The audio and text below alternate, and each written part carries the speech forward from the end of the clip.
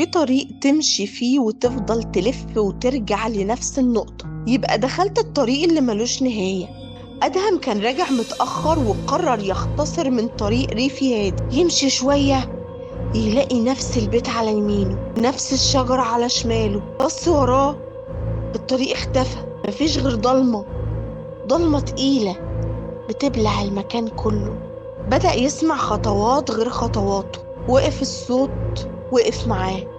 مشى الصوت، مشي معاه. بص ناحية البيت لقى ست لابسة أبيض واقفة، لكنها كانت ساكتة، وشها مش باين.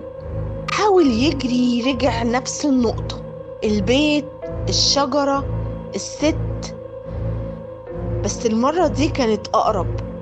حاول يصرخ، صوته مطلعش، ومن بعدها أدهم اختفى تماما.